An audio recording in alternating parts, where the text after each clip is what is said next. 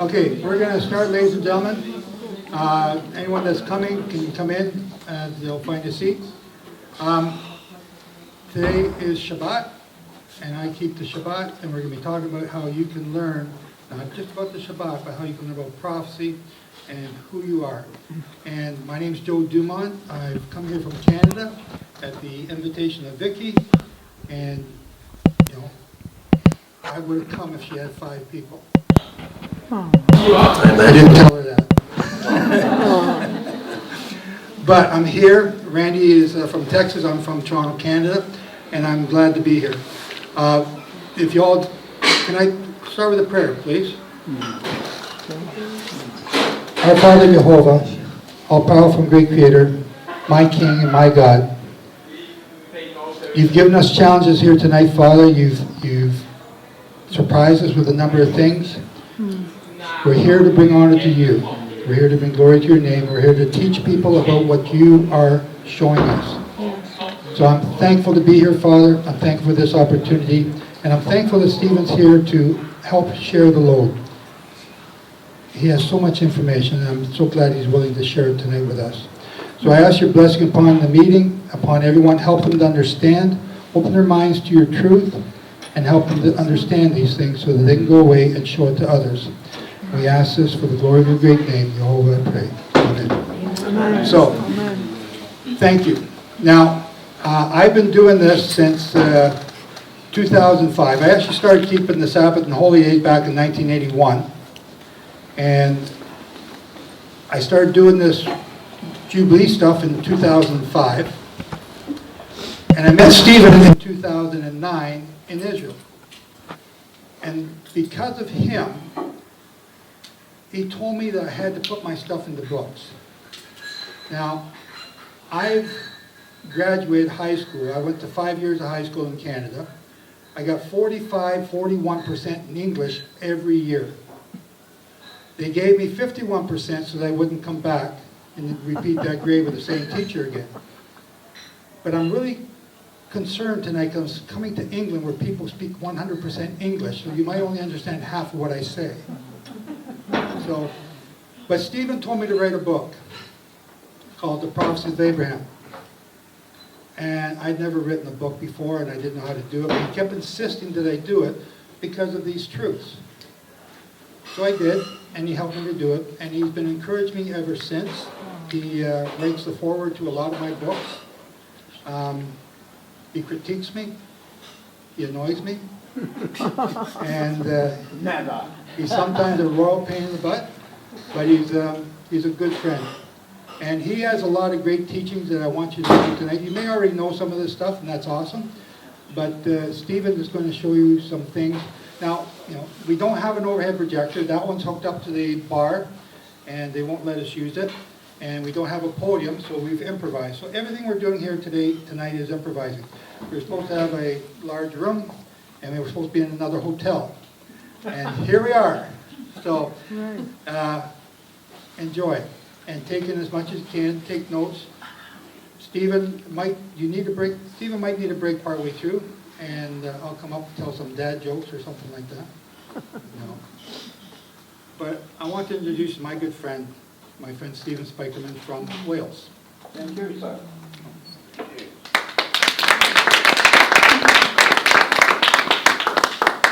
Well, it's nice to be here. It's been quite a convoluted journey. We come from Wales, by the way. I live in Abergavenny in Wales with my wife Virginia, who's sitting there, and my 2 friends who are sitting just behind.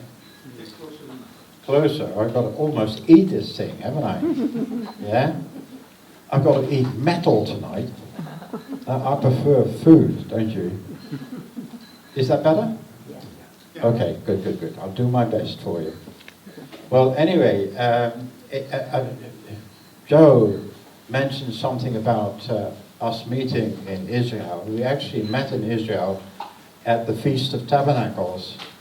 And it was the first Feast of Tabernacles organized by Hebrew roots people, Messianic people, actually in the heart of the old city of Jerusalem. And, you know, that is, I think And I believe that was the first time that Christians, stroke Hebrew roots people, stroke Ephraimites, kept the Feast of Tabernacles inside the old city of Jerusalem, possibly since apostolic times. Wow. So it was quite a milestone for me and a milestone for Joe. And this is where we struck up our association and relationship, and we have become very good friends. And I'm so pleased to see how Joe has prospered, and how his ideas, which were so strange and so new to everyone, and so incomprehensive to many others, that Joe has just persevered and persevered, and look what he has achieved. Look behind me.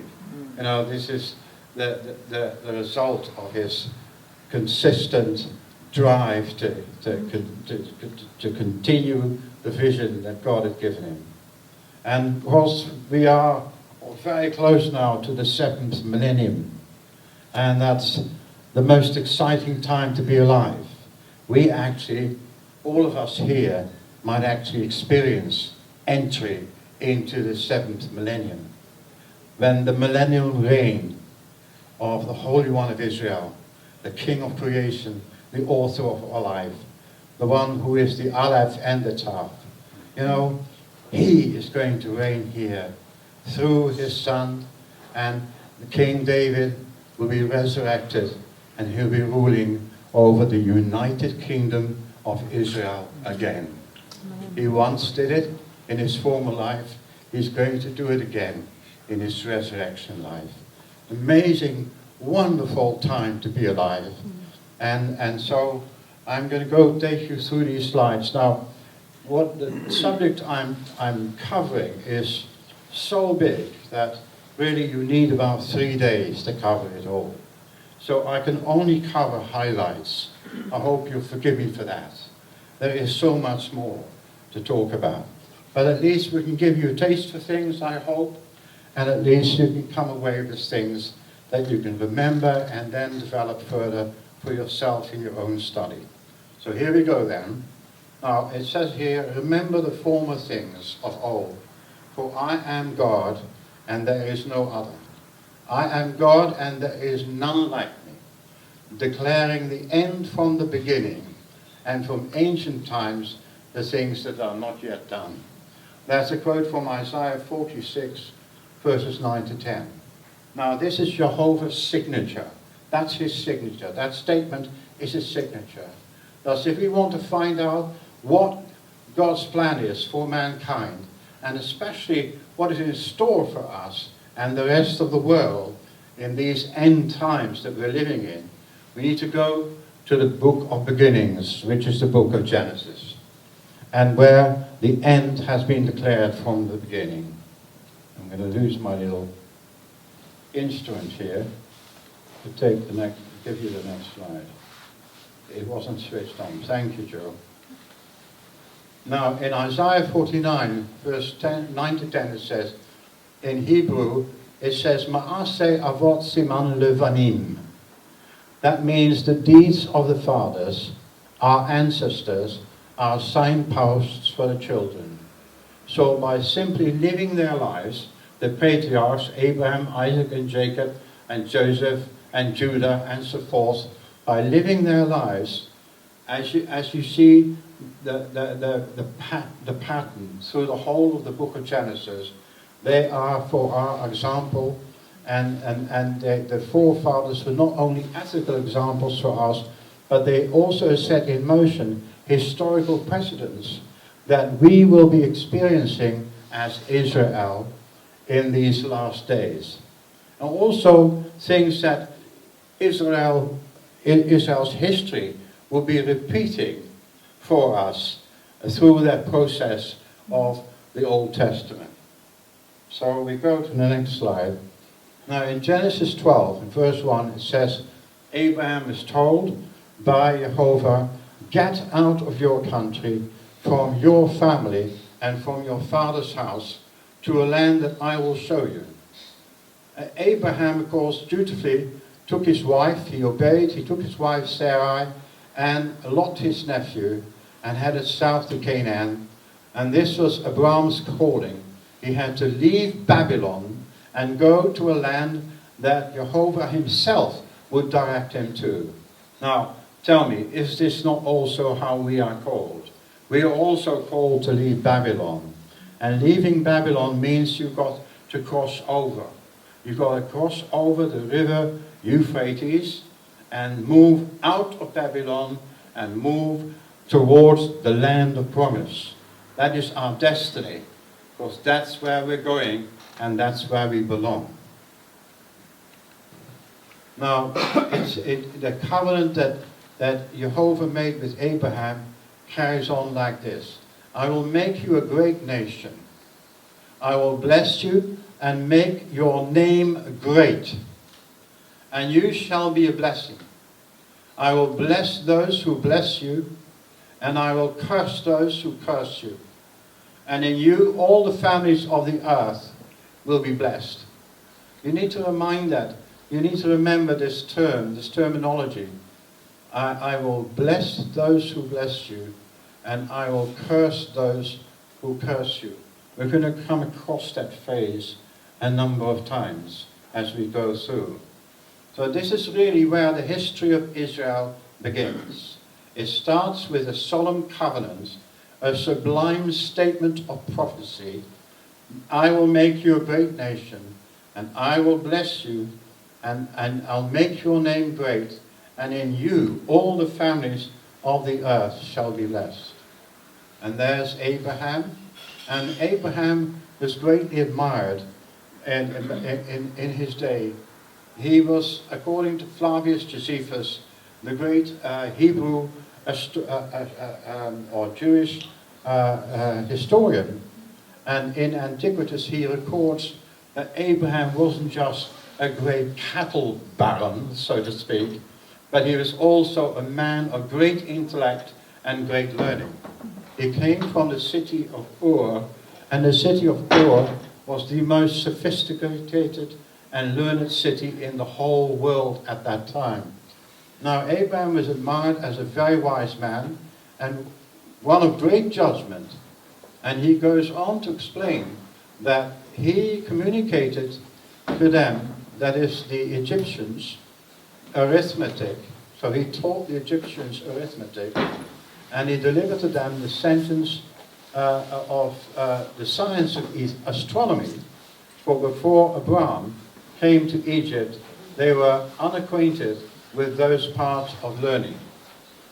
So Abraham was quite a clever chap, and he actually able to teach the Egyptian. Everyone sees the Egyptian civilization as the greatest civilization of the ancient world.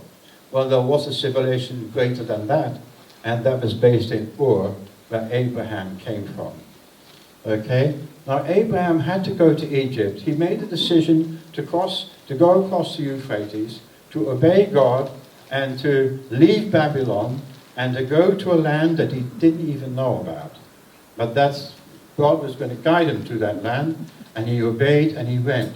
Now, that's how often it happens in our life when God calls us.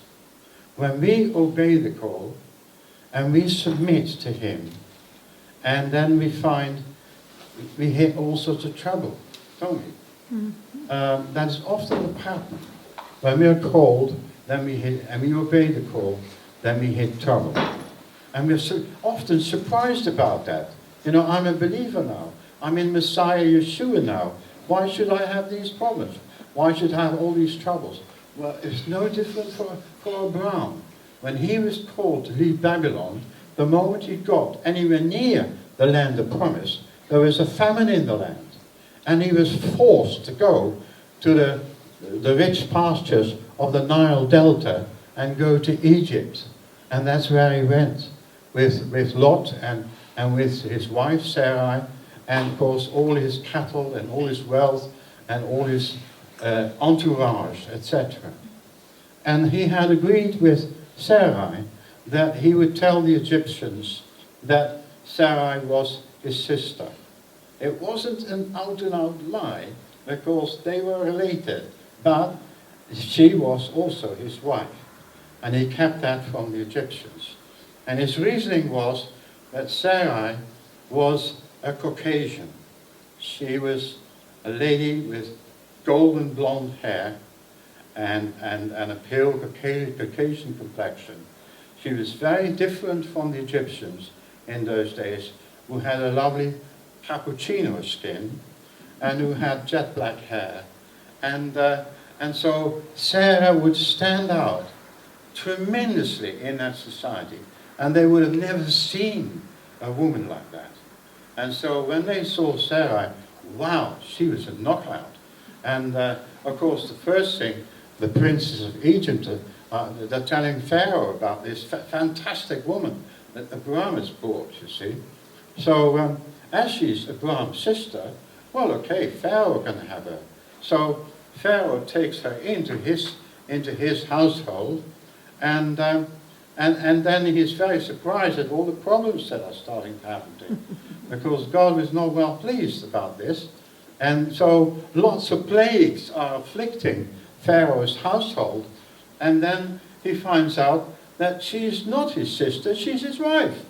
And so Abraham is sent packing with his wife, and lots of presents and lots of goods, because their philosophy was, at the time, that you cannot marry another man's wife. But you see, if the man dies, then you could marry her. And of course, a little accident like that in Egypt will be very easy to arrange if you are Pharaoh. You see what I mean? So, you know, this is why Abraham made that arrangement in the first place, to protect himself and to protect his wife. But anyway, he came out with many, many goods and much increased riches. And it went on from there. There you have a picture of a beautiful Sarai, if you can see it. So it was when Abraham came to Egypt that the Egyptians saw the woman, that she was very beautiful. And the princes of Pharaoh also saw her and commended her to Pharaoh. And the woman was taken to Pharaoh's house. He treated Abraham well for her sake, and he had sheep, oxen, male donkeys, and male and female servants, and female donkeys and camels. But the Lord plagued Pharaoh and his house with great plagues because of Sarai, Abraham's wife. By the way, one of the servants that Pharaoh gave to Sarah was Hagar. She was a princess of Egypt. She was a daughter of Pharaoh, and the daughter of Pharaoh was given to Abraham and Sarai as a present, so to speak. And she became Sarai's maid thereafter. Now, to go back to the beginning where I said, the patriarchs, their actions are a pattern for what happens to Israel in the future. Now, just let's summarize what happened to Abraham. First, there was a famine that drove Abraham to go down to Egypt. And many years later, a famine that caused Jacob and his family to go down to Egypt, also because of a famine. And second, Abraham understood that the Egyptians might want to kill him and leave Sarai alive. And that's realized when a later Pharaoh decrees that all the male children of the Hebrew babies are to be drowned in the Nile, with the infant girls are allowed to live. Right? Similar pattern. Then the sea, Jehovah saves Sarai from Pharaoh's clutches by plaguing him and his household, just as he delivers the children of Israel years later from the clutches of a later Pharaoh through 10 plagues. And then finally, as the 12 tribes of Israel go free out of Egypt, they too, just like Abraham, are able to spoil the Egyptians, and they come away with great wealth. Right? So I just illustrate the pattern that Abraham sets is followed by the children of Israel later on. And this goes on throughout the story of all the patriarchs that you find in the book of Genesis. Now, I've got a picture here of Nineveh, which was the capital of the Assyrian Empire. Now, Nimrod built a legendary citadel in Nineveh with its luxurious palaces, temples, and beautiful park-like gardens, surrounding by 5 mighty walls, 3 deep moats of water, and 1,500 watchtowers. They're a bit paranoid, those Assyrians, obviously. An invasion force led by 4 Assyrian kings captured Lot, Abraham's nephew, as the Assyrians came to conquer all the cities of the plain. And he didn't just take Lot captive, they also took the 4 kings of those cities. And all the wealth they took with them. The Assyrians were the most awesome military force in the ancient world. And the ruins of Nineveh, a picture here, are surrounded by a gigantic stone and brick wall, which dates back to 700 BCE. And the wall is approximately 12 kilometers in length. And on top of its foundation is a construction of 6 meters of stone with a further 15 meters of brick. Thus, the wall is 21 meters high and 15 meters, 15 meters thick. All right? I get it right in the end. And at intervals of 18 meters, the wall had mighty protruding towers, which the city had 15 great gates, and the illustration below is the Mahdi gate. Now, in Genesis 14, verse 1, we see that these kings of Assyria, Aramphel of Shinar, Antioch, Arioch, the king of Eleazar, Kedor Laomer, the king of Elam, and Tidal, the king of the nations, invaded the cities of the plain. So Lot's capture and abduction by an invasion force of 4 Assyrian kings.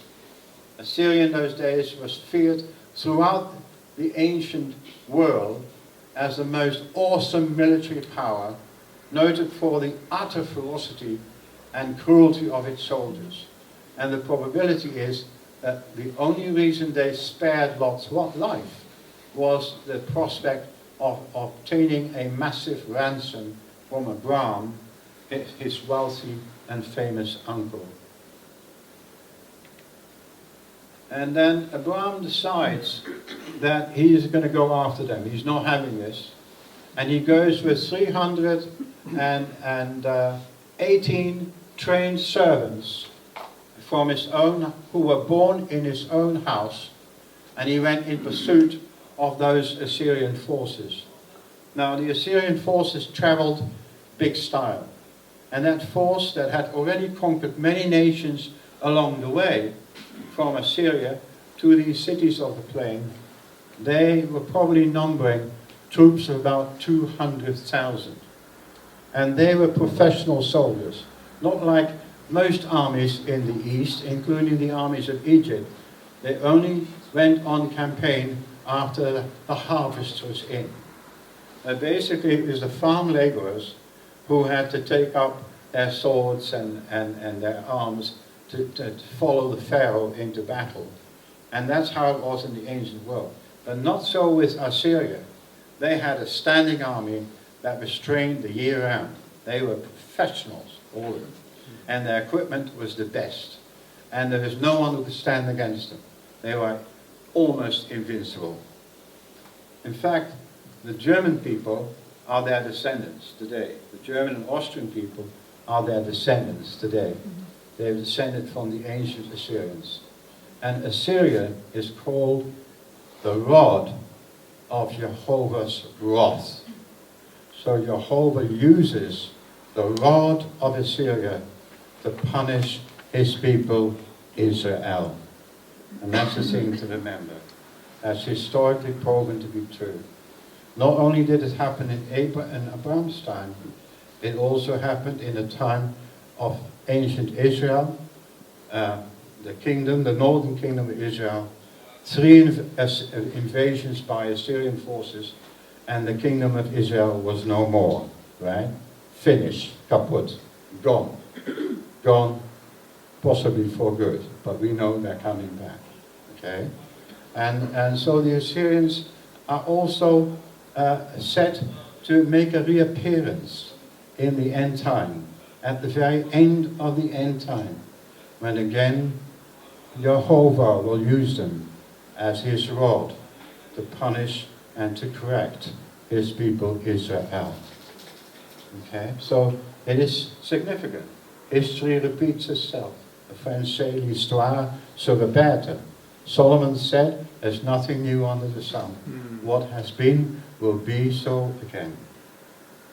So Abraham goes after them. He travels for 5 days with his 318 men, and then he catches up with his vast army, and fortunately they're all drunk, and they're all fast asleep, and he gets at them in the middle of the night with his 318 men, and he basically slaughters the entire 200,000 army.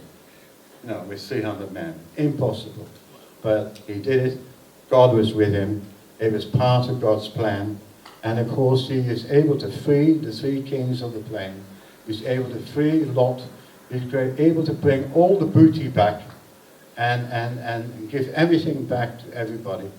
And just, you know, he didn't want anything for himself. Then we have a visit, a very important visitor who comes to visit Abraham. And this visitor is Melchizedek, the king of Salem. Salem is Jerusalem. And he brought out bread and water. No, he brought out bread and wine. Now, if you are Jewish, you should be very familiar with bread and wine, because the Jews always have Kiddush on Erev Shabbat. And part of having Kiddush is the challah bread, you know, the bread that is woven like that, to have the challah bread, and also to have a cup of wine, when everyone takes a sip of this cup. So that is the custom in every Jewish home, to have Kiddush. And the custom goes back to Melchizedek, because he brought, or Abraham served him bread and wine. I'm sure afterwards they had a nice meal. But the bread and wine are the symbol of a covenant, right? The covenant relationship. Now, the Jews have a theory that the Melchizedek was the son, Shem, the son of Noah, who was the king of Salem and who came to make this visit. Other people have come with the theory that more likely this king of Melchizedek, the king of Salem, might have been Yeshua himself. So there we are. That I'm not making any decisions about. I'll leave it with you. But there it is. He blessed Abraham, of God Most High, possessor of heaven and earth, and he blessed God Most High, who has delivered your enemies into your hands. Genesis 14.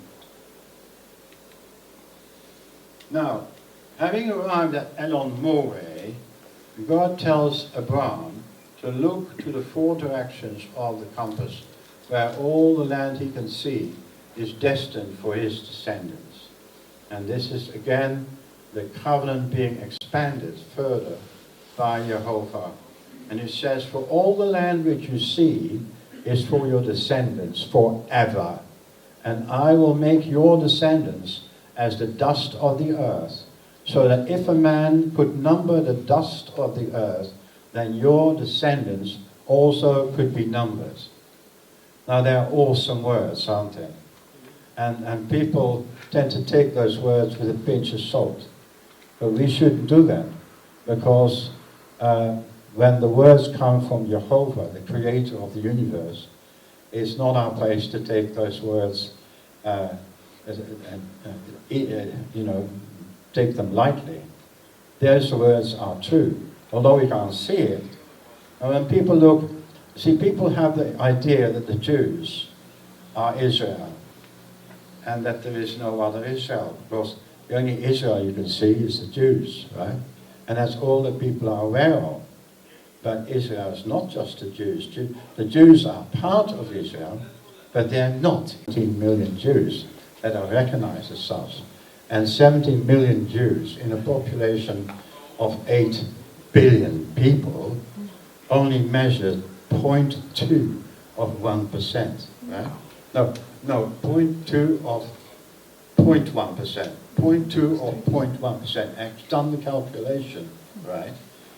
Because, 8 billion is a lot of people. And according to the Jews, we are Israel, we are the Jews, and everybody else in the world, all the other 8 billion in the world, they're all Gentiles. Period. Finish. That's it. Not true, sir. Not true at all. Because the descendants are going to be innumerable. And they're going to be as many as the stars. And as many as the sand on the seashore. So there's something wrong here. There's something here that doesn't add up. And we'll see later why. In Genesis 15, then Abraham said, see, God has just made these incredible promises. And Abraham is scratching his head, and he's saying, look, you have given me no offspring. Indeed, one born in my house is my heir. And behold, the word of the Lord came to him, saying, this one shall not be your heir, but one who will come from your own body shall be your heir. And then he brought him outside and said, look at the stars, look at the heavens, and count the stars, if you are able to number them. And he said to him, so shall your descendants be. And he believed in Jehovah, and he accounted it to him for righteousness. So there we have further confirmation, direct from the ultimate source of light, the ultimate source of truth. In Genesis 17, we have verses 4 to 6. As for me, behold, my covenant is with you. Further extension, you see, that Jehovah is providing to that special covenant which you're making with Abraham. My covenant is with you, and you shall be a father of many nations. No longer shall your name be called Abram, but your name shall be called Abraham, for I have made you a father of many nations. I will make you exceedingly fruitful, and I will make nations of you, and kings shall be from you, and I will establish my covenant between me and you, and your descendants after you, in their generations, for an everlasting covenant, to be God to you and to your descendants after you. Also I give to you and to your descendants after you the land in which you are a stranger, all the land of Canaan, as an everlasting possession, and I will be their God. Now the question is, where are Abraham's nations? Do you know any nations that are from Abraham? Where are they? Does the world know them? Does history record them? Are they in the history books? Where are they? Now let's look at the next slide. Because this is about his wife, Sarah. This is Sarah. Where are Sarah's nations? Because Sarah too has the same inheritance, and she has the same promises direct from Jehovah. See, identical promises were given to Abraham's wife Sarah in Genesis 17 verse 16. And I will bless her and also give you a son by her. And then I will bless her, and she shall be a mother of nations. So Abraham will be a father of nations. Sarah will be a mother of nations. Kings of people shall be from her. No, she is not to become a mother of a nation. No. It's a plural term. Nations. The general accepted view that the Jews compose all of Israel, stands here exposed as wrong. The Bible states that the matriarch Sarah is to become a mother of nations. And clearly, by implying many nations, it is only as we understand the reality that Israel is split into two kingdoms, and each going its separate way, that this prophecy can possibly make any sense at all. Everyone knows where the Jewish people are located. However, the question is, where are Sarah's other nations today? Is it not reasonable to want to find out where they are and where they've gone? I think so. Now, therefore, we find that Abraham again goes to visit another important man, and that's the king of Gerar. He was a fairly close neighbor of Abraham, and he makes a formal visit to this king, and he makes the visit again with his beautiful wife, Sarah. And it's recorded in Genesis 7, verses 4 to 8, that same thing happened. He told him, she is my sister. And of course, he sees this beautiful woman, this most exceptional woman, and he wants her. He wants her in his court, and he wants, or what do they do? They have a harem or something. Anyway, he wants her, and he takes her. And then, of course, he is met with all sorts of trouble. And then God visits him at night and gives him an awesome visitation and statement, wherein he says that you've got to let Sarah go and give her back to Abraham, for Abraham is a prophet. Now, did you know all that? Did you all know that Abraham is a prophet? Did you know it? You know Jeremiah was a prophet, and Ezekiel was a prophet, Isaiah was a prophet. Did you know that Abraham was a prophet? You didn't know, did you? No. And many people didn't know that. And I'm not sure I knew that either. But there it is. As large as life, Abraham is a prophet. This is a Torah telling us that Abraham is a prophet. Everything Abraham did was prophecy, was an act of prophecy. And so he will pray for you, and you shall live. Now that's quite a message. You've got to ask Abraham the prophet to pray for you, and you will live. But if you do not restore her, know that you shall surely die, and you and all who are yours, your entire nation will die, if you don't give Sarah back to Abraham. Now, of course, again, Abraham went back laden with goods and laden with gifts, and left from there, I think, having learned a valuable lesson. And then the lesson is practiced here. An awesome lesson this is, because next we see Abraham carrying out the greatest prophecy that's perhaps been carried out ever by any man or by any men. Of course, there are two men involved. One is Abraham, and the other one is his son Isaac. His son Isaac by this time is about 30 years old. And Abraham had to wait 25 years. 25 years of intercession, 25 years of prayer for a son. And finally he got the son, and now he's asked to sacrifice that son. What a lovely doggy. We got one like that as well. Just like Albert. He's very naughty. Yes, our dog is called Albert. He's wonderful.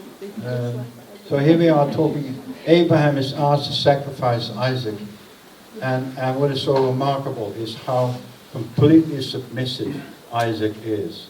And this story really is worth reading. I've read it so many times, and every time I'm moved by it, because Isaac is asked to carry the wood, just like Yeshua was asked to carry the cross. Isaac is asked to carry the wood, and he's asked to carry the fire. He's asked to carry the knife, etc. and they're going to make a sacrifice, but he hasn't been told who is going to be sacrificed. So Isaac asks his father, where is the lamb? You know, and Abraham says, Jehovah will supply the lamb for us. It's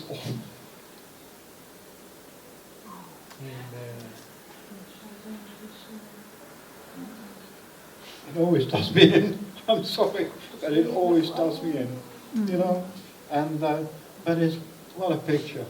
Now he didn't actually have to go through with it. He was stopped. He would have done, and God knows he would have done.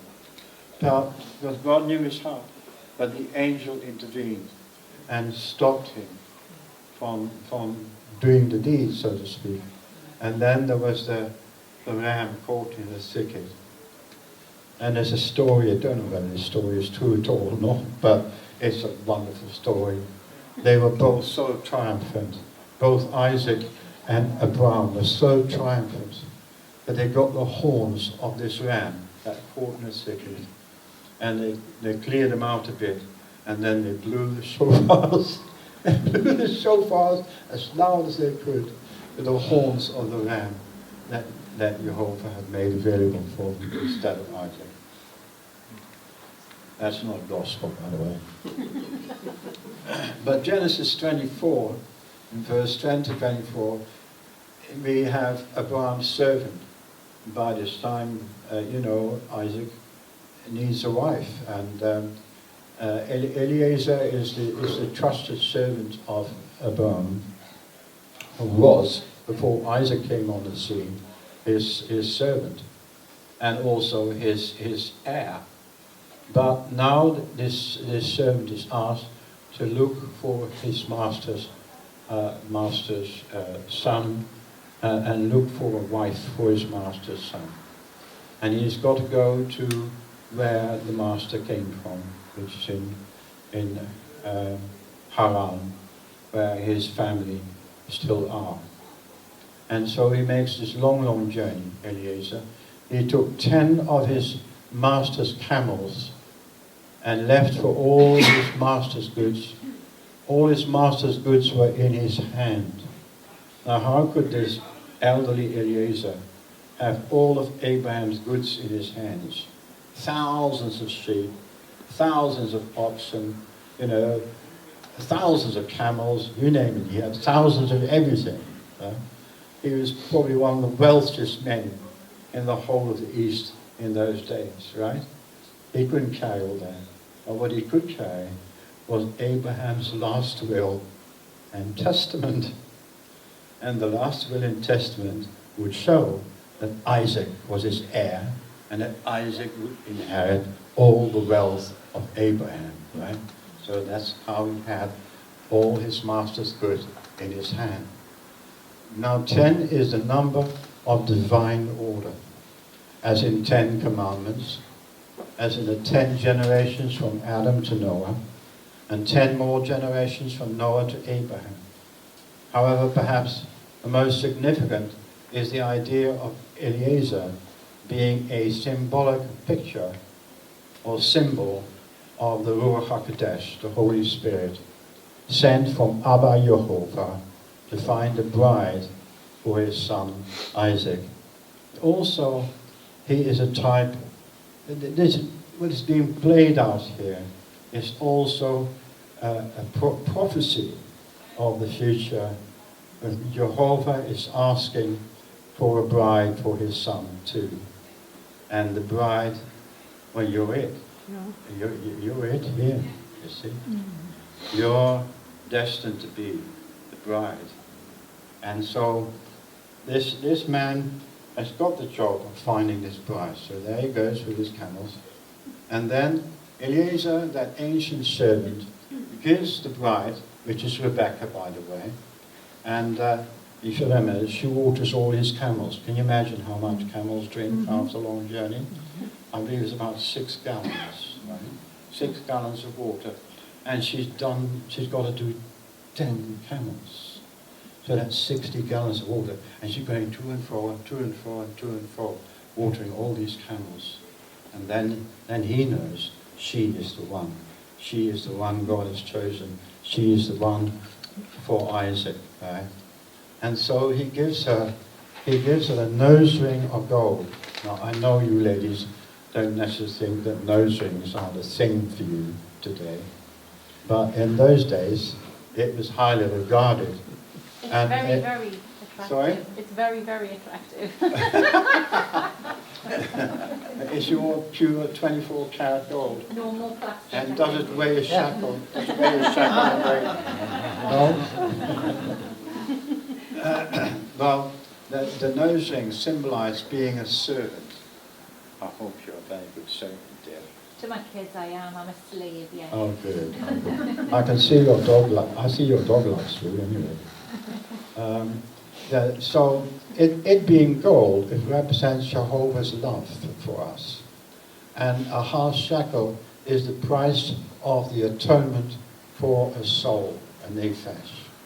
And he then gives her 2 golden bracelets weighing 10 shekels each.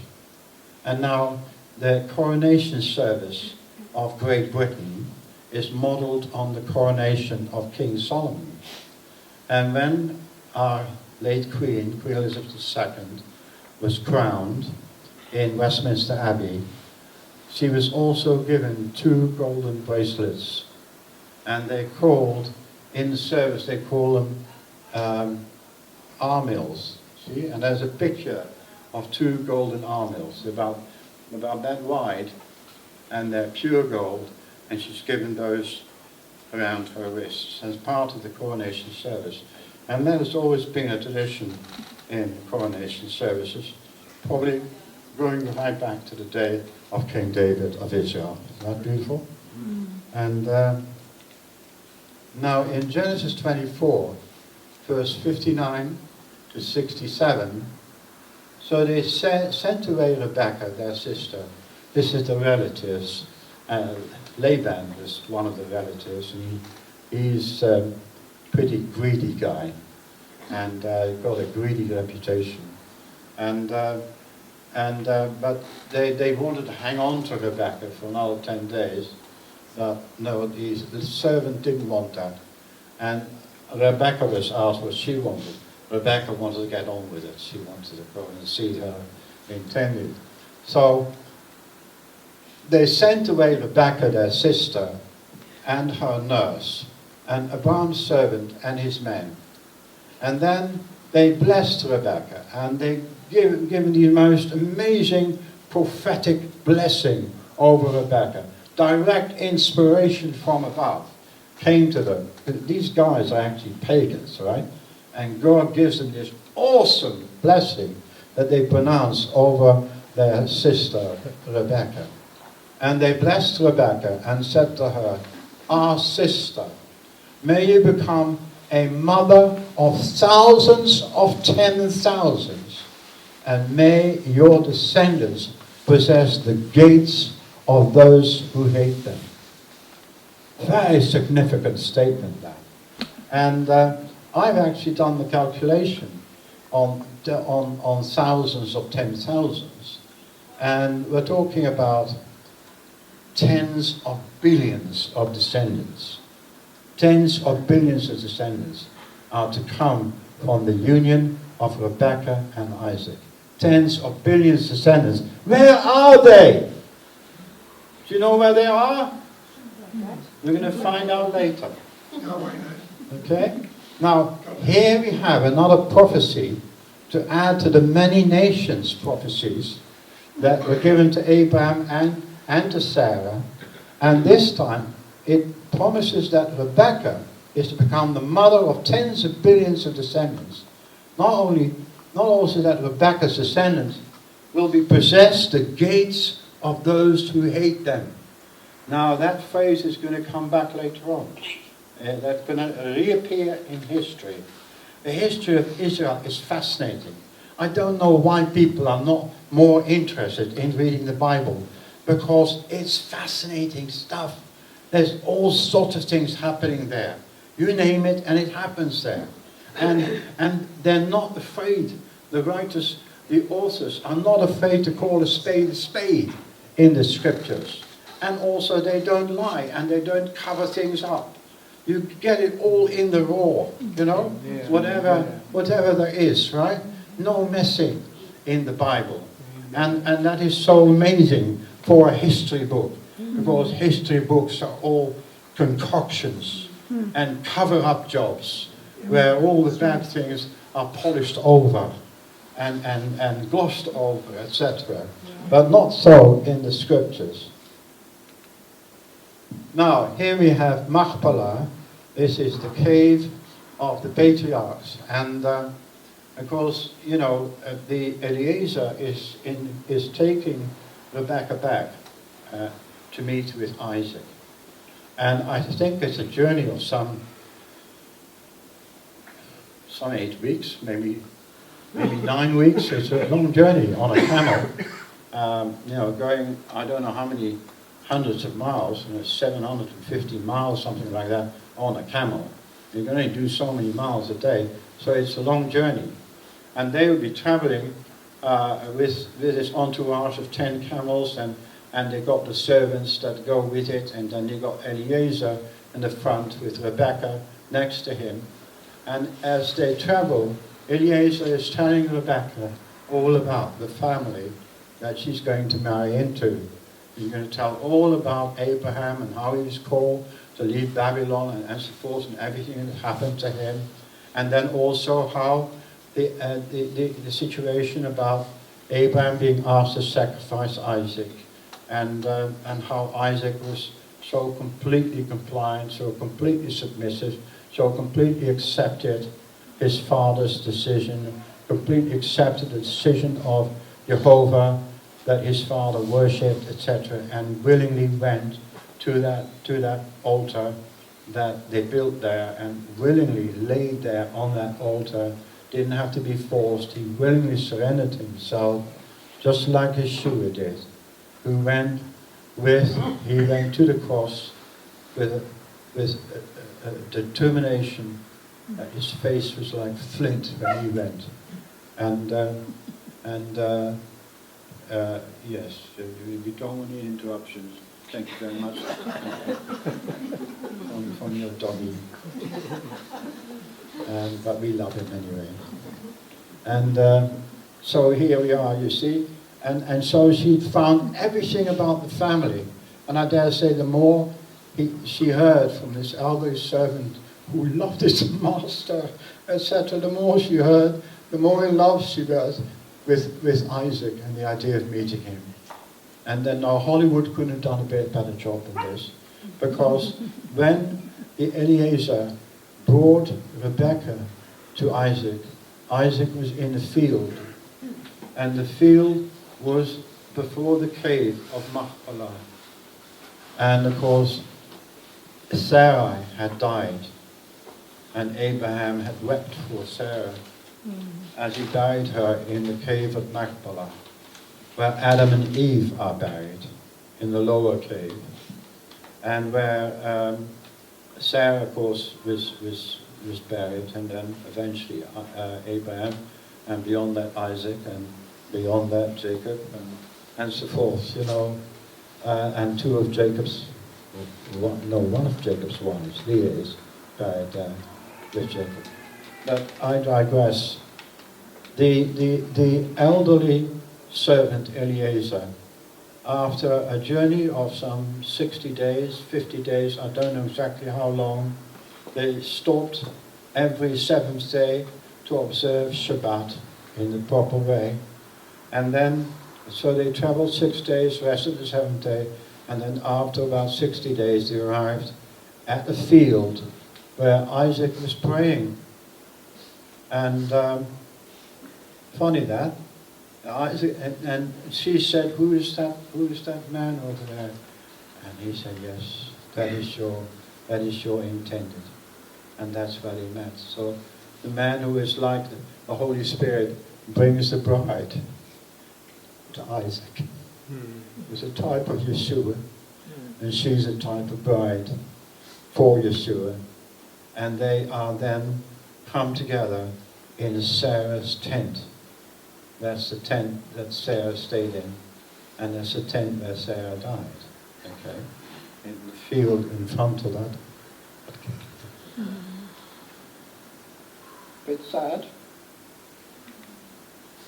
Anyway, we move on. Rebecca, of course, they got very happily married, and she duly became the covenant-bearing mother of twins, Esau and Jacob. And Jehovah said to her, 2 nations are in your womb, 2 peoples shall be separated from your body. One shall be stronger than the other, and the older shall serve the younger. Genesis 25:23. And there you got baby Esau, looking quite a darling, and there's baby Jacob. Although baby Esau looks quite sweet there. He doesn't grow up so sweet. He's not so sweet when he grows up. And he's going to be a big headache.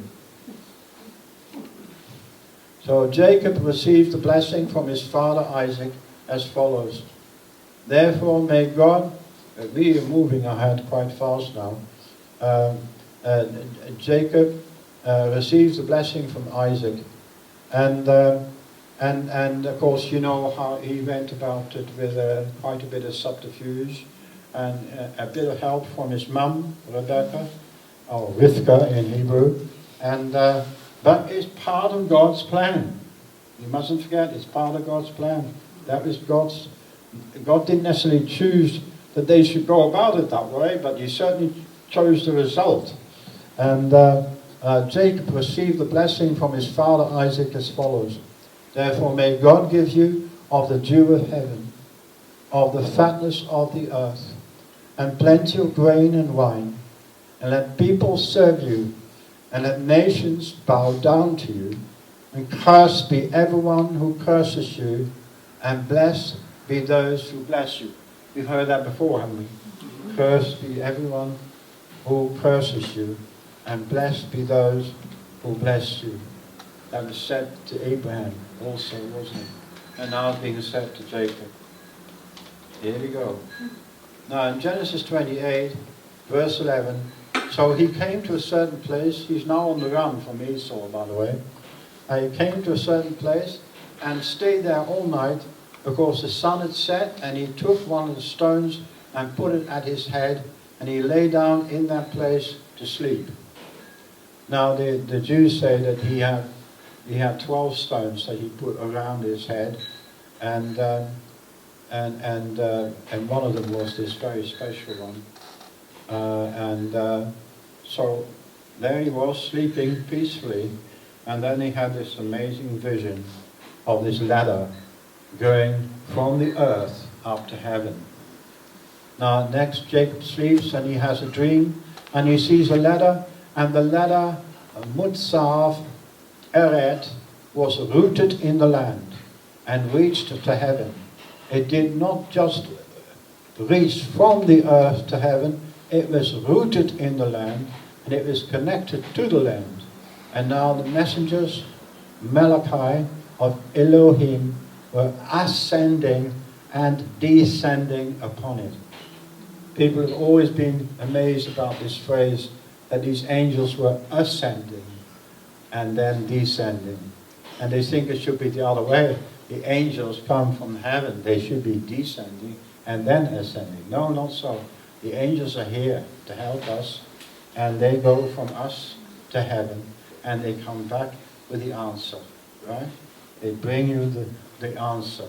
One of Jehovah's names is Jehovah Yireh.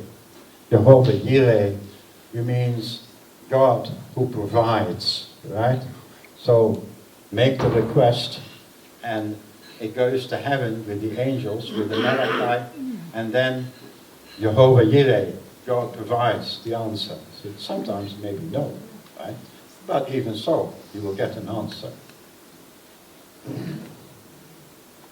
I am the God of Abraham, your father, and the God of Isaac. The land on which you lie I will give to you and your descendants. Also your descendants shall be as the dust of the earth. You shall spread abroad to the west and the east, to the north and the south, and in you and in your seed shall all the families of the earth be blessed. Behold, I am with you, and I will keep you, and wherever you go, and will bring you back to this land, for I will not leave you until I have done what I have spoken to you. Genesis 28, 13 to 15.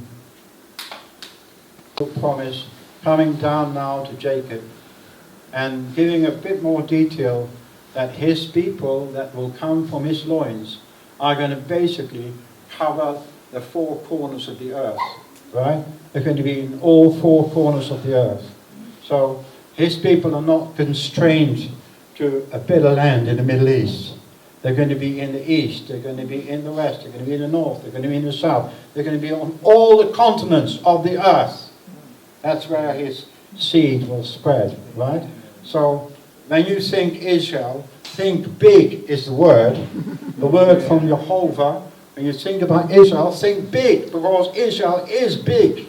And Israel is going to be so big in the 7th millennium, to be so big, there'll be nothing else. It'll all be Israel. Right? Amazing. What a future we have. Amen. And Jacob wakes up from his dream and he says, surely Jehovah is in this place, and I did not know it. And he was afraid and said, how awesome is this place, and I did not know it. This is none other than the house of God, and this is the gate of heaven. Then Jacob rose early in the morning, and he took the stone that he had put at his head and set it up as a pillar and poured oil on it, on top of it. He anointed the stone. Most unusual thing to do. And he called the name of that place Bethel, which means house of God. So the stone is house of God, and the place is house of God. Genesis 28:16. Now Esau was on his way when he heard that Jacob, after 21 years of indented service to his uncle Laban, who had changed the goalpost on him 10 times, and he came away from his uncle Laban with 11 sons and 1 daughter, and huge flocks increased with goods, and the number 10 is, Esau came with 400 men, right, on horseback. Now 400 is the numeric value of the letter Tav, and that's not a good message for Jacob, because Tav means is a mark or sign of the covenant, which signifies the end. Tav is the end, and not a good message. And just as Aleph is the beginning, Tav is the end.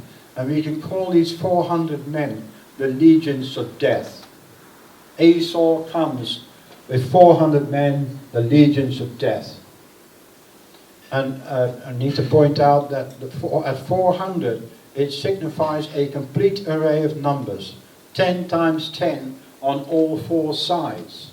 Esau came to Jacob with the same envy and enmity of the serpent. So at this point, the situation is more than a little bit disturbing and unnerving for Jacob, as he faintly hears the terrifying sound of 1,600 iron horse hooves clattering towards him at breakneck speed on the road ahead.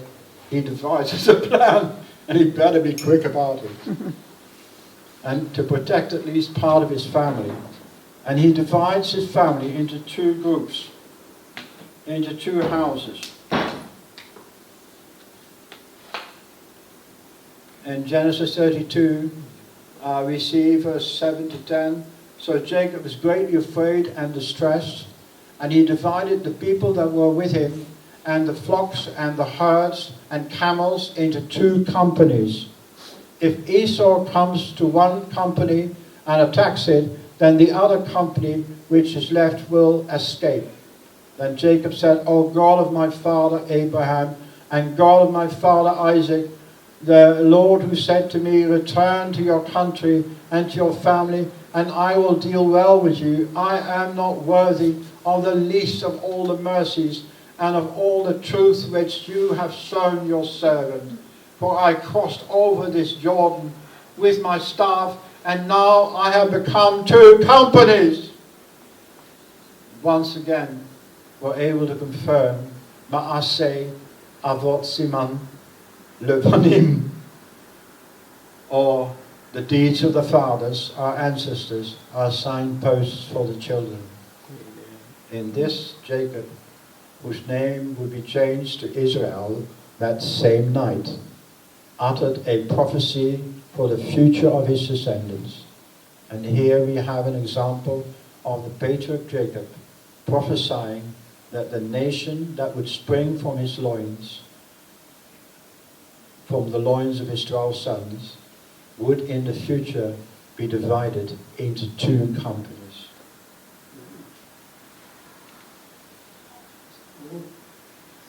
That same night, he was visited by a man who wrestled with him through the hours of darkness. Now Jacob was an extremely strong and powerful man who could single-handedly lift the huge rock covering a well, a task that normally required the muscle of 3 to 4 men. So he was no mean opponent. In the fight that ensued, Jacob's thigh was dislocated, but he carried on. He carried on the fight. And nevertheless he prevailed. In the morning light, however, he realized that his rival was not a mortal at all, but an angel, a messenger of God, who said, "What is your name?" And he said, "Jacob." And he said, "Your name shall no longer be called Jacob, but Israel, for you have struggled with God and with man and have prevailed." Hallelujah. It'd be wonderful if you could once get a similar compliment from above. Hallelujah. We should all be learning from Jacob. And he struggled even when his hip or he was out of sync, and he carried on regardless. A kingdom of priests, a holy nation, Exodus 19:6, 1 Peter 2:9. But you are a chosen generation, a royal priesthood, a holy nation, Israel, his own special people, sons of Jacob, Israel, that you may proclaim the praises of him who called you out of darkness into his marvelous light. It's for this reason that the Torah, the law, was given to Israel and no one else. It's for this reason that the people of Israel were to be scattered throughout the 4 corners of the earth, to take an awareness of the law to all nations, to be recalled and re-established in the land of Israel at the end of the age. I'll warn you, doggy. It is for this reason that the Messiah of Israel is coming to rule over all the nations from the holy city, Jerusalem. And this truth is encapsulated in the gospel of the kingdom. So what did Yeshua do when he first started his ministry? Mark 1:14. Yeshua came to Galilee preaching the gospel of the kingdom.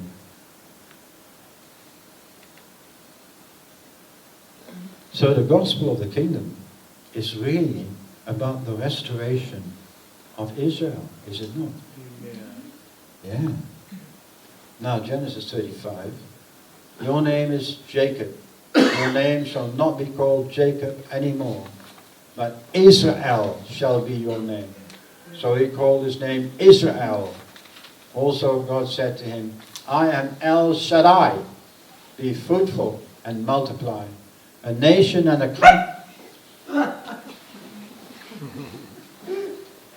a company of nations. He agrees. Come back. He's been asleep for 4 hours in the car, and this is why he's like, I'm awake now, so Okay. I'm just going to try and walk him around the block. All right. That's I'm you. going to record this for you. A nation and a company of nations shall proceed from you, and kings shall come from your body. The land I gave Abraham and Isaac, I give to you, and to your descendants after you, I give this land. Palestinians, eat your heart out. But you know, again, we see a further extension of the covenant made with Abraham, Isaac, and now with Jacob. And every time we see this covenant being extended, there's more information there, you see. And what is so, the new element here is that a nation and a company of nations shall proceed from you, and kings shall come from your body, and so forth. Right? So let's keep that in mind.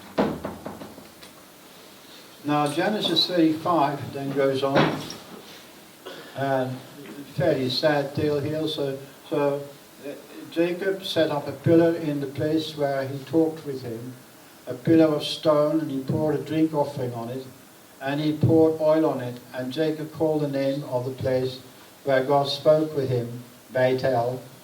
And then they journeyed from Bethel, and when there was but a little distance to go to Ephrat, Rachel labored in childbirth, and she had a hard labor.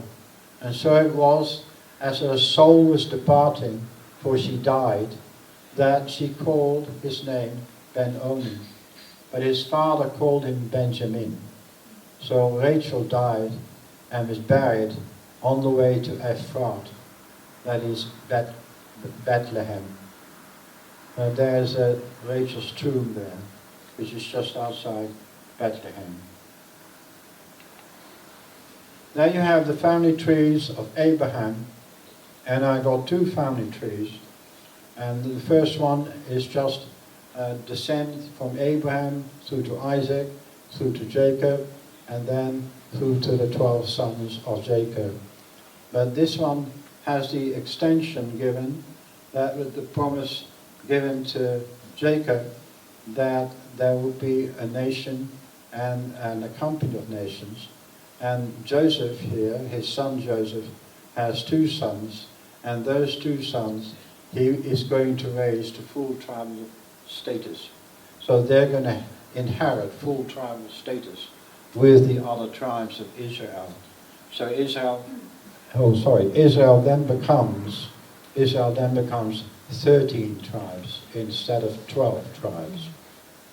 And that number 13 is very significant.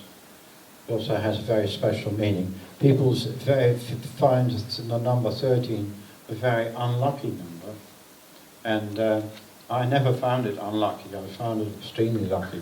I used to always make my most important appointments at 1 o'clock on the 13th day of the month. On the Friday usually. Friday the 13th. And then I make my most appointment at 1 o'clock, which is the 11th hour. And I always did ever so well. Because, you know, it's a sacred number. And this is why Satan pollutes it and causes confusion. And he refers to it as like witchcraft, you know. Number 13 is unlucky, unhappy. Don't do anything on the 13th day because bad luck for you. But in fact, the number 13 means echad. That's a very good thing, isn't it? It also means ahava, which is love.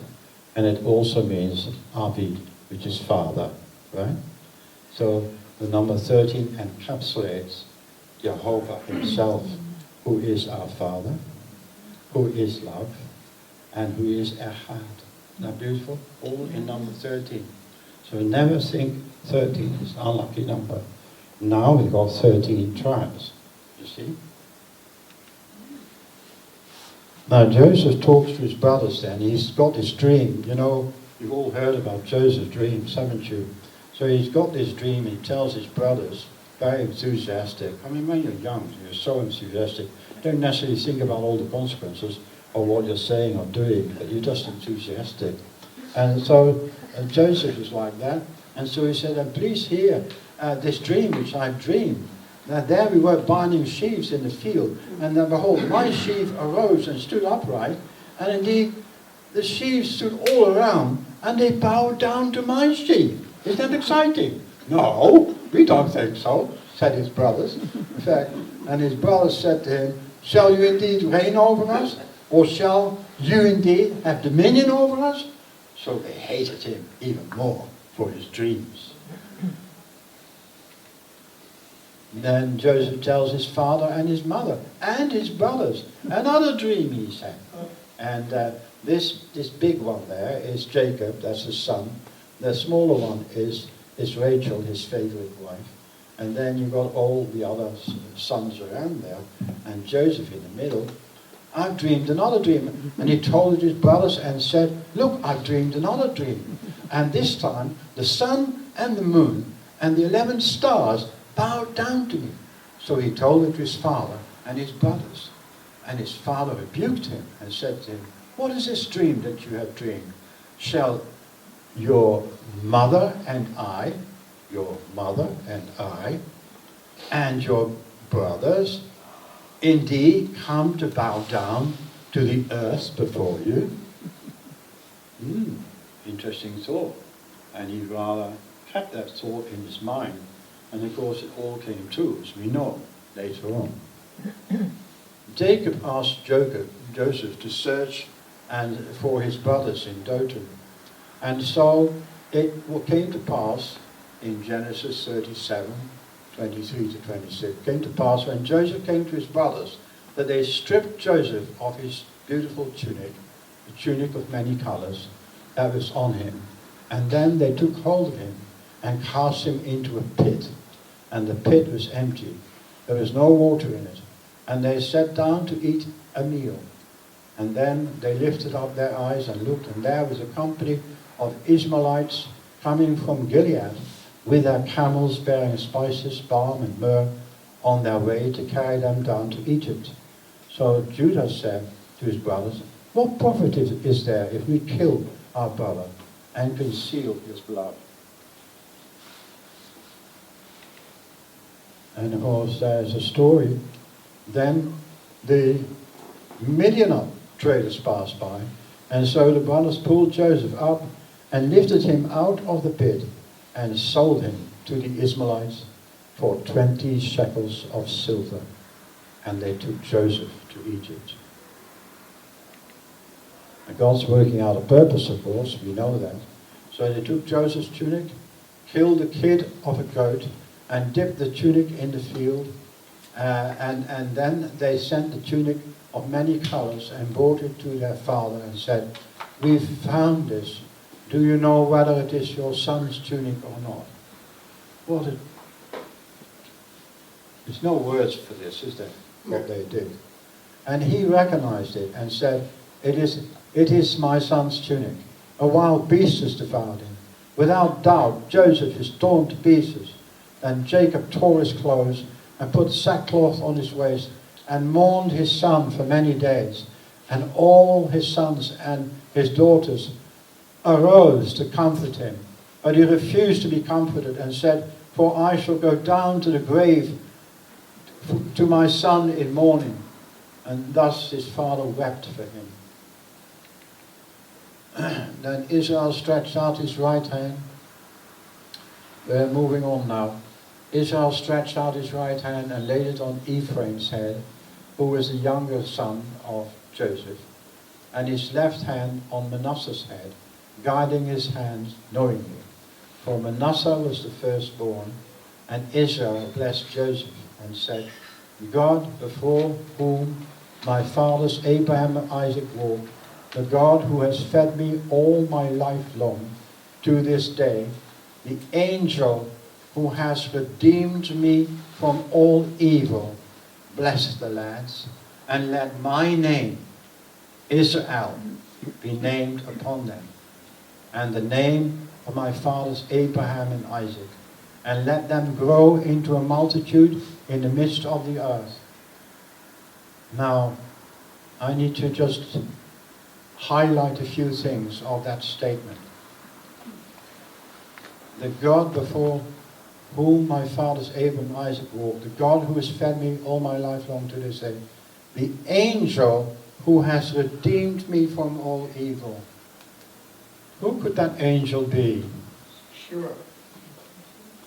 Yeshua. Angel of the Lord. Yeshua. Yeah. The angel is Yeshua, right? Because angels don't redeem you from evil, but Yeshua, our salvation, he does. And then it bless the lads, let my name, the name Israel, be named upon them, and the name of my fathers Abraham and Isaac, and let them grow into a multitude in the midst of the earth. And in Hebrew, that is Melo Hagoyim, meaning may they multiply like fish. So Jacob is talking about a Savior who has saved him from all evil. And he's talking about his descendants multiplying like fish. Does this have a sort of Christian flavour, do you think? Some of this have a Christian flavour? Oh, I don't think you're wrong to think that.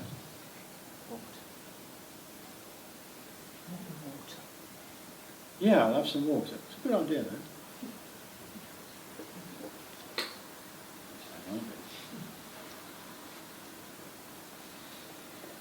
See, my wife, we've been married 52 years, and my wife knows when I'm thirsty. It took her 52 years to find out.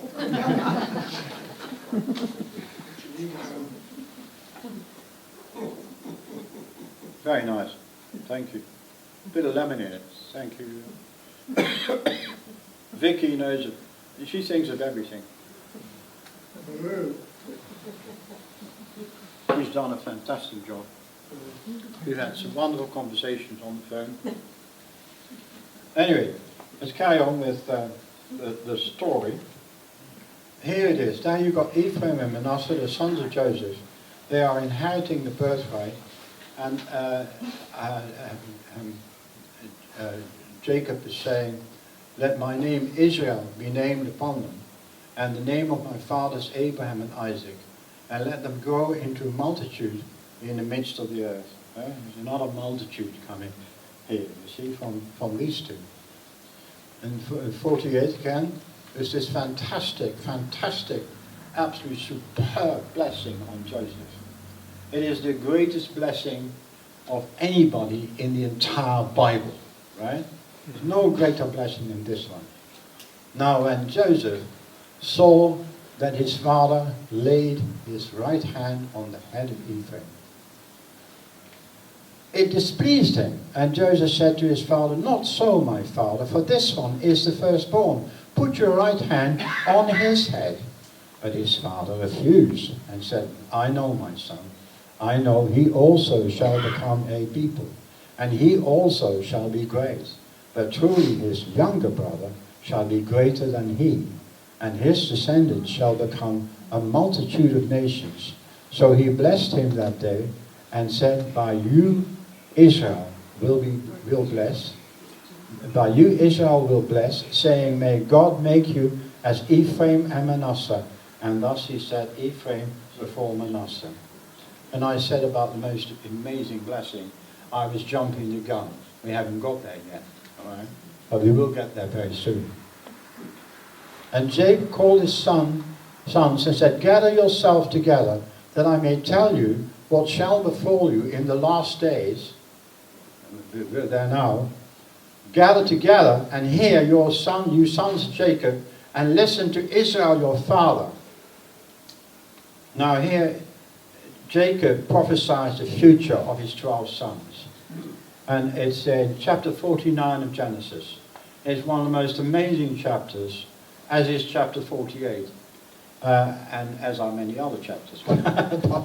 Chapter 49 basically pronounces the history, the end-time history, over his 12 sons. And all the sons are named in not natural sequence, but they're all named and they're all told. And the words that Jacob uses have all been adopted by those tribal sons as their tribal emblems. And then in Deuteronomy 33, you find Moses doing exactly the same thing. And Moses is blessing each and one of the tribes of Israel and pronouncing a blessing upon each and every one of the tribes of Israel. Now, if you get the blessings of Jacob on the sons of Israel, and you write them on a sheet of paper, and then next to each son, you write the blessing that Jacob is given, and then the same son, you write the blessing that Moses is given, and you put these blessings together.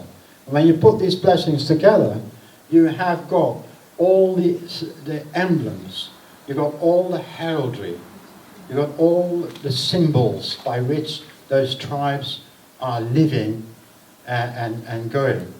And this way, you can trace the path that these tribes take when they go from captivity in Assyria, or captivity in Babylon, or captivity wherever, and then make a path to the west, or maybe to the north, or maybe to the east, or maybe to the south.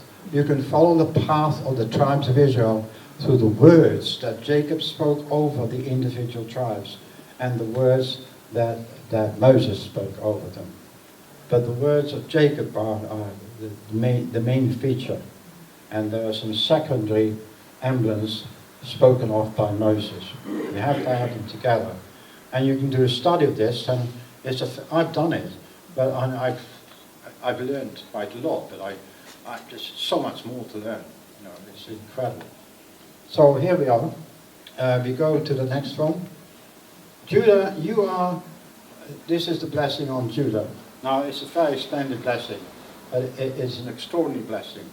But when you get to Joseph, well, that crowns all the blessings. Judah, you are whom your brother shall praise. Of course, the name Judah means praise. You probably know that. Your hands shall be on the neck of your enemies, and your father's children shall bow down before you. Judah is a lion's whelp. From the prey, my son, you've gone up. He lies down as a lion, and as a lion, who shall rouse him? The scepter shall not depart from Judah, nor a lawgiver from between his feet, until Shiloh comes, and to him shall be the obedience of the people. So Judah is going to rule until Shiloh comes, or Shiloh comes, and Shiloh is Yeshua. Okay? So he is going to accede the throne to Yeshua eventually. That is the purpose, the end time purpose. But when you look at Judah, there are 3 lines in Judah's blessing. And obviously the lion is going to be the symbol of Judah. The Lion of Judah, right? And the scepter is going to Judah, so it's going to be a royal line. The Lion of Judah is going to be a royal line. And all the kings that are spoken of in the blessing on Abraham, Isaac, and so forth, all the kings are from the line of Judah, right? And the Lion of Judah is the symbol that goes with these royal kings. And so you can recognize whether a king is from the line of Judah by these words. Yeah. So this is the blessing of Joseph. Now just look at this. This is so fantastic. Joseph is a fruitful bough. Very, very fruitful. A fruitful bough by a well. Full, lots of water. His branches run over the wall. He doesn't stay at home, this guy. The archers have bitterly grieved him, shot at him, and hated him. But his bow remained in strength, and the arms of his hands were made strong by the hands of the mighty God of Jacob. From there is the shepherd, the stone of Israel. The shepherd, the stone of Israel. What can that mean? Which stone did Jacob anoint at Bethel? Stone of destiny. Yeah. It's called in Ireland the stone of destiny. Or it's called the Leophil. And when you spell Leophil from the right to the left, it's Leophil, and you spell it from the left to the right, it still spells Leophil. It's a stone of destiny. And there's an incredible story about it. And if I get a chance, which won't be today, if I get a chance, I'll tell you the story. By the God of your fathers who will help you, and by the Almighty who will bless you with blessings of heaven, breast and of the womb, the blessings of your father have excelled the blessings of my ancestors. So the blessing on Joseph are even greater than the blessings on Abraham, even greater than the blessings on Isaac, even greater than the blessings on Jacob. His blessings are greater than the blessings of all the patriarchs, right? Greater than the blessings of my ancestors, up to the utmost bound of the everlasting hills. They shall be on the head of Joseph and on the crown of the head of him who is separate from his brothers. Now, isn't that amazing? Jacob's prophetic blessing upon Joseph's descendants. Here we got Mount Sinai. It's not an accurate picture. I think our friend Joseph Dumont can tell you the shape of Mount Sinai because he was crawling all over it just last year. And he found out the most amazing thing. Have I time to say this? Maybe, I don't know. The most amazing, he showed some pictures in one of his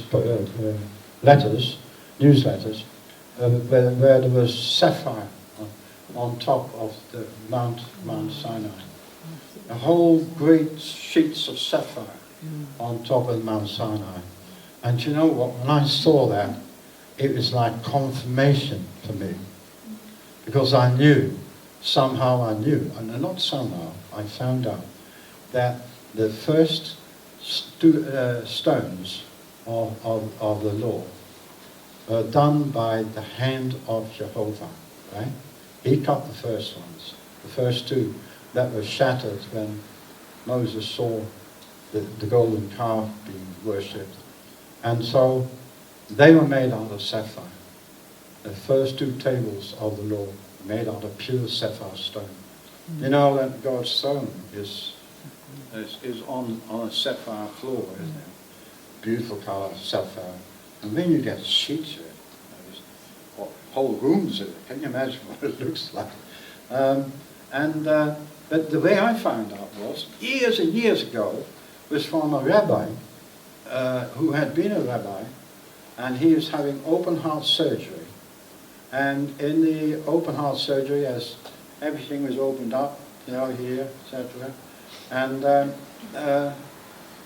Yeshua visited him. And Yeshua visited him, and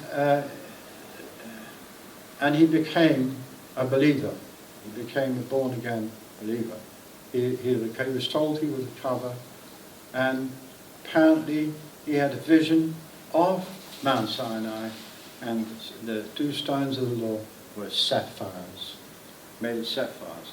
He told me that story personally, and I've never forgotten it, and I thought somehow it makes sense. It's the sort of thing that Jehovah would do. He only uses the best. He only uses the finest. I'm sure that's why he called you. Now, not that you are the best, not that you are the finest, but he sees your potential, and he sees what you're going to become, and he sees what he's going to make of you. Right? For you are the clay, and he's the potter. Right? But you're going to all be sapphires, you're all going to be diamonds in his kingdom. So there we are, Mount Sinai. Now, go to the next one. Numbers 2, verses 1 to 2. And Jehovah spoke to Moses and Aaron, saying, every one of the children of Israel shall camp by his own standard, besides the emblems of his father's house. Here you have it, you see. In those days, in ancient Israel, every house had its own standard. Every father's house had its own emblem. Every tribe had its own insignia, And so they had it in those days. And those standards are all based on the words of Jacob and the words of Moses. And the emblems that they refer to, they've now become their standards. Judah now In the camp of Israel, for instance, the camp of Israel was a sort of rectangular, but Judah was the chief tribe in the north. He was the head of the brigade of the north. And his symbol was the face of a lion. On the other side, in the west, you had Ephraim, and his symbol was the face of an ox or a bull. And then in the north, you had the tribe of Dan, and the face of the tribe of Dan was an eagle. And in the south, you had the face of a man, and that was Reuben. So the key brigades were Judah in the east, Ephraim in the west, Reuben in the south, and Dan in the north. And that is how the camp was constructed. And then, if we get a chance to give that other little talk, then we can come back to that. But we can't now. So we cover that. There's the camp of Israel. There is Judah. There's Dan. There's Ephraim. And there's Reuben. You don't see the four faces there. But you remember that God's throne in the book of Ezekiel also has the four faces of the camp of Israel. Isn't that amazing that the God of Israel, the creator of the universe, the author of all life, the one who is in charge of all the galaxies and all the stars and knows all the stars by name, he is humble enough to take on Israel as his own and to use those four faces of Israel and include them in his throne, right? The four faces of Israel, as far as he's concerned, are the four faces of Jehovah. That's how much he identifies with his chosen people and with his chosen nation. It is awesome, absolutely awesome. Now, of course, they come through 40 years of wandering in the desert, and they come across the Jordan. They all get circumcised, and then they take Jericho. And the people shouted when the priests blew the trumpets, and it happened when the people heard the sound of the trumpet, and the people shouted with a great shout that the walls of Jericho fell down flat. And then the people went straight up into the city, every man straight before him, and they took the city. Now, of course, Israel, moving on from here, they weren't happy with the judges and being ruled by judges, and they wanted to be like the other nations, and they wanted to have a king like all the other nations. And they expressed this to Samuel, and he was very upset. But the thing displeased Samuel when they said, "Give us a king to judge us." So Samuel prayed to the Lord, and the Lord said to Samuel, "Heed the voice of the people in all that they say to you, for they have not rejected you, but they have rejected me, that I should not reign over them, according to all the works which they have done since that day. And I brought them out of Egypt, even to this day, which they have forsaken me and served other gods. So they are doing to you also." Anyway, they want their king, and God says, "Well, you can have your king." He warned them, what it would cost them, etc. And but there you have the first one. There's King Saul. His heart was full of envy towards David in the end, and an unhappy story that he started very, very, very, very well and very encouragingly, but it all went sour when his heart went sour. And envy, of course, eats you up, and envy leads to murder, and he wanted to murder David and pursue them all over the country. So here we have David. I'm sorry he looks a bit effeminate there, but it's all I could find. I'm sure he looked nothing like that.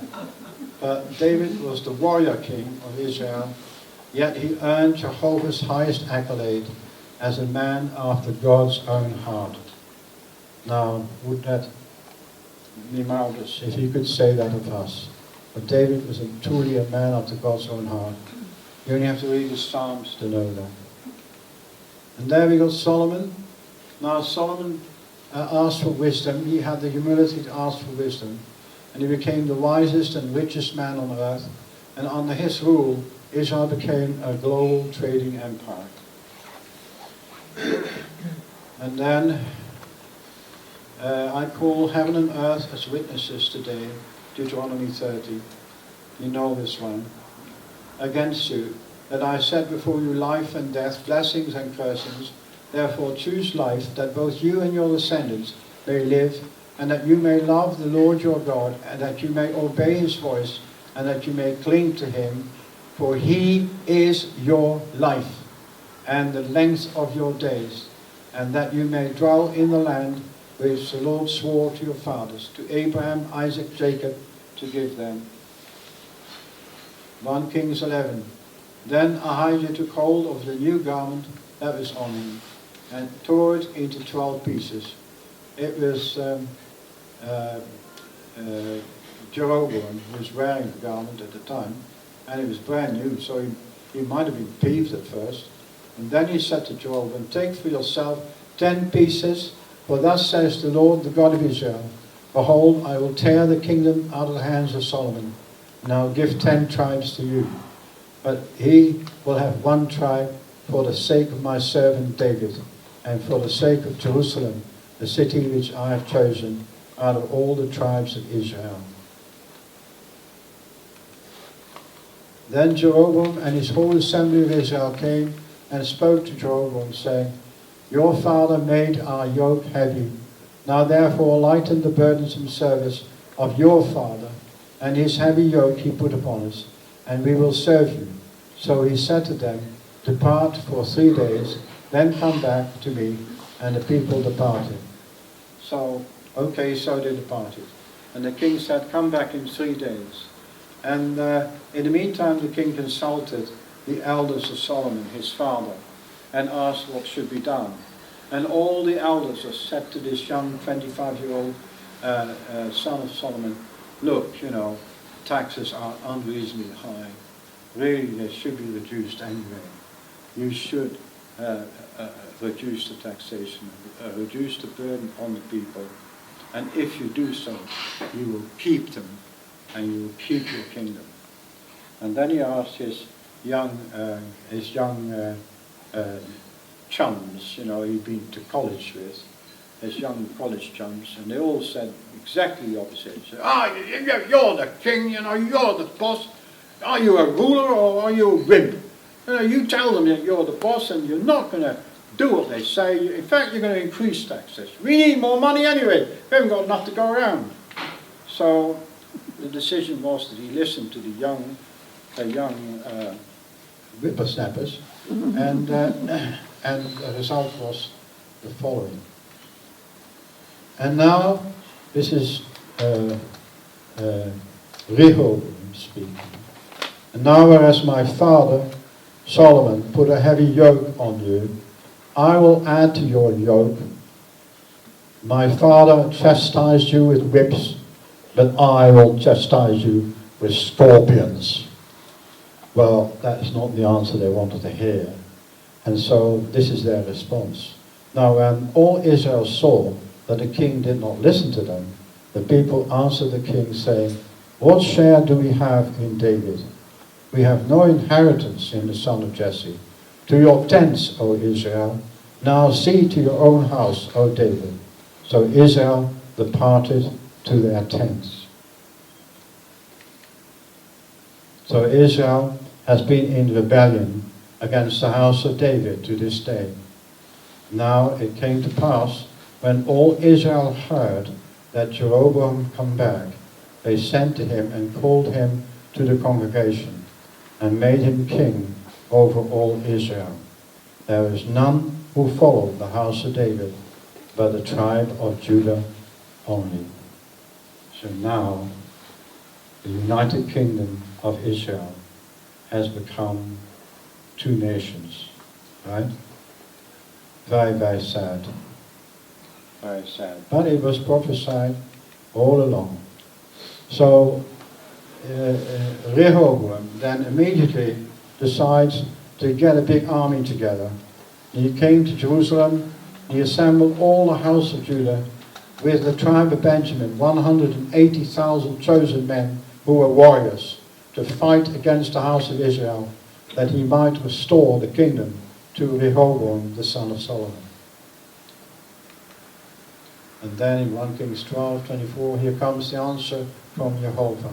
Thus says the Lord, you shall not go up nor fight against your brethren, the children of Israel. Let every man return to his house, for this thing is from me. Therefore they obeyed the word of the Lord and turned back according to the word of the Lord. So it was God's plan, it was God's purpose that the nation be divided into two parts, you see, as is prophesied by Jacob, two companies. Here we are, two companies.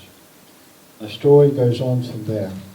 But, so it's again a question of Ma'aseh Avot Siman Levani. The deeds of the fathers, our ancestors, are signposts for the children.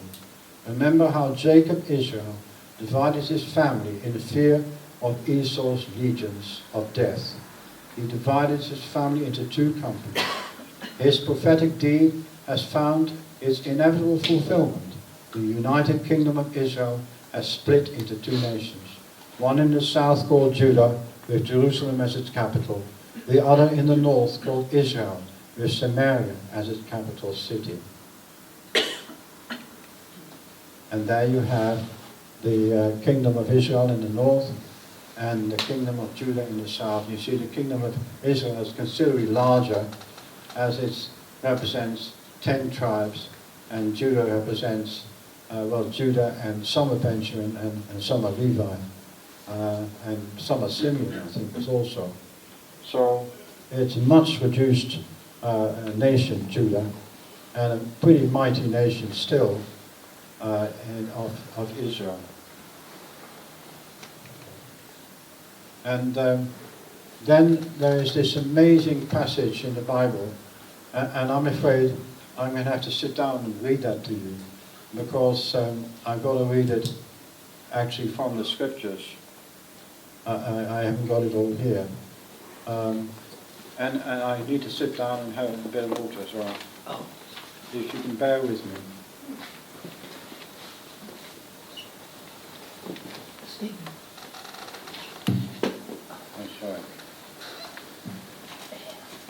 We're back in the running. We're back in the running. I couldn't find. Ladies and gentlemen, he's talking now. Give him a few more minutes. I couldn't find the passage I was looking for, so perhaps you're not meant to hear that one. Maybe another time if there's such a thing. But anyway, talking here now about Israel going its own way, the northern kingdom going its own way. Of course, they went headlong into the occult and into witchcraft and you name it, Baal worship, and they sacrificed their children to Baal. And here you've got their gods are golden calves, etc. And it's a very, very sad story. And right through the reign of the next 19 kings, starting with Jeroboam, for the next 200 years, 2 centuries, they are at war with Judah, and Judah is at war with them. They even get allies from other nations to fight each other, etc. It is such a mess. They really become enemies, and that animosity has got 200 years to develop and grow. And at the end, Jehovah's had enough of Israel, and he sends his rod. He sends the Assyrians to sort them out. The Assyrians invade them, 3 invasions. Of course, the writing was on the wall for a long, long time, and the people who have any sense are moving out, and they've been moving out consistently. And the historians who studied that area, particularly Steve Collins, who's one of the greatest specialists in this area, he reckons that millions of Israelites have already left. And every invasion, more Israelites leave and join the Israelite colonies which are girdling virtually the whole of the Mediterranean Sea, all the Greek islands and right up to even southern Ireland and southern Wales and southern England are peopled by Israelites. Some even ended up in Scandinavia. And the real dispersion hasn't even happened yet.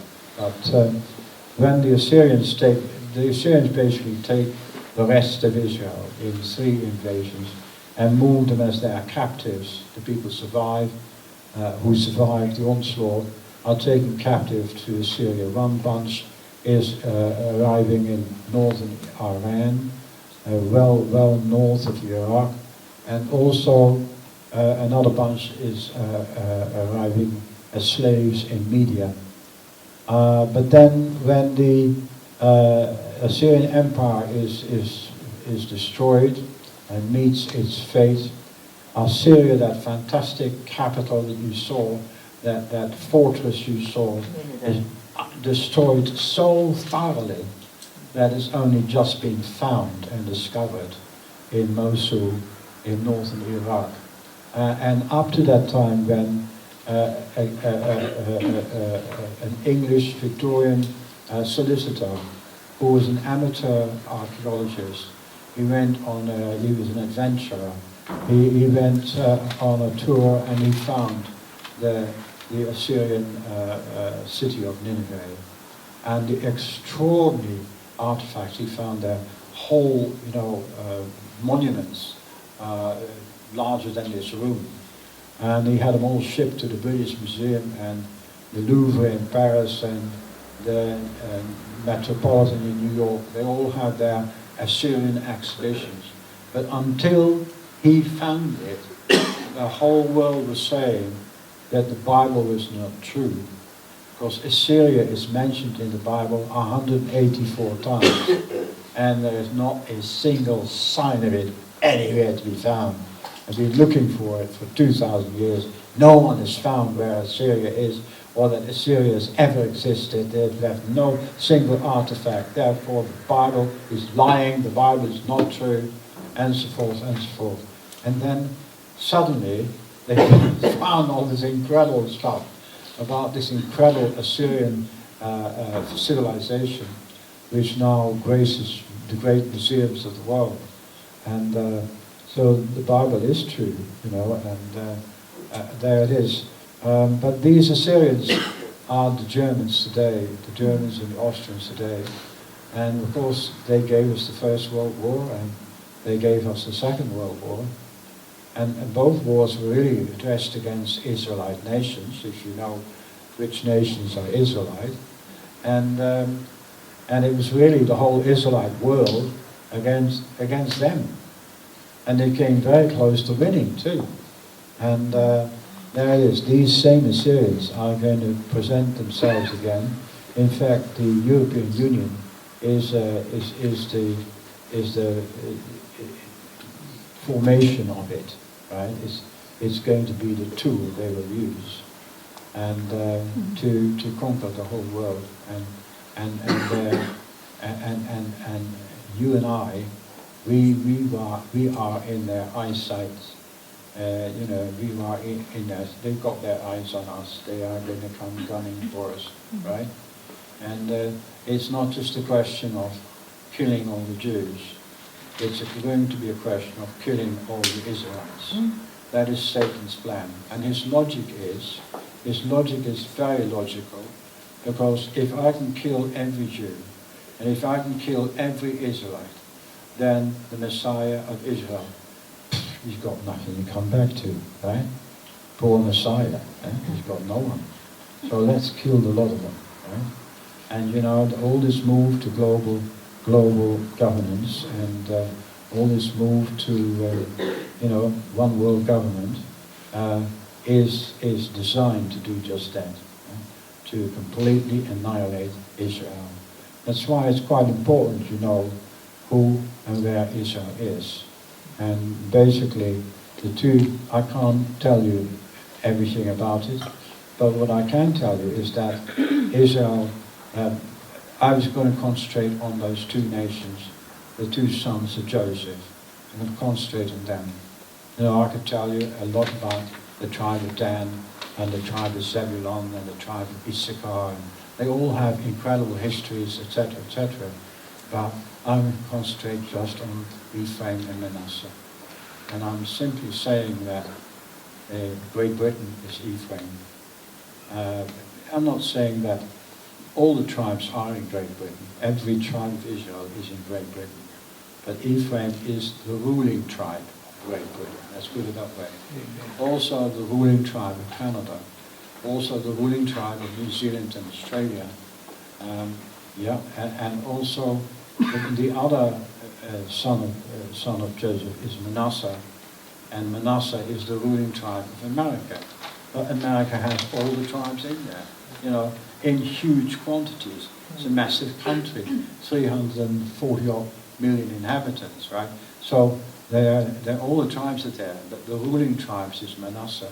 There is a large contingent of Ephraim in America, and the Ephraim is concentrated in the south. When you had a civil war in America, you know, the civil war was about the same issue as the northern kingdom of Israel had against the southern kingdom of Judah.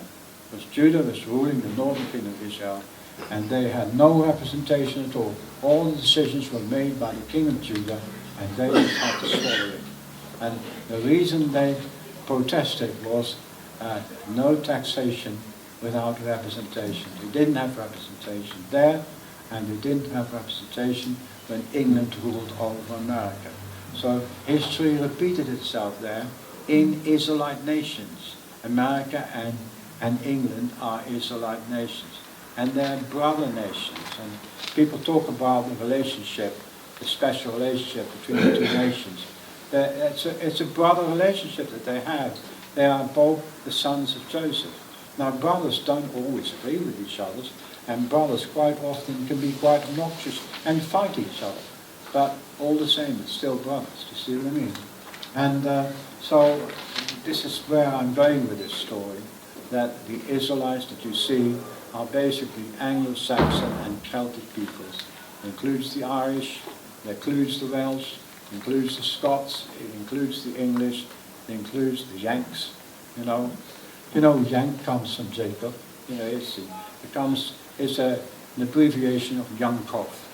In Eastern Europe, Jacob is Yankov, right? So Yankov is shortened to Yank, and Uncle Sam comes from Samaria, because Samaria was the capital of the northern kingdom. And even today, in Israel today, it's still called Samaria up north, and Judea in the south, right? It's all still there.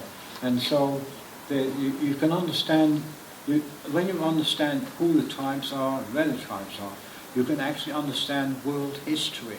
Mm-hmm. You know, the French are Reuben, right? And he was the firstborn. And he spoiled his copybook. Of course, he got his leg over one of Jacob's wives, right? Which is an absolute thing you don't do, right?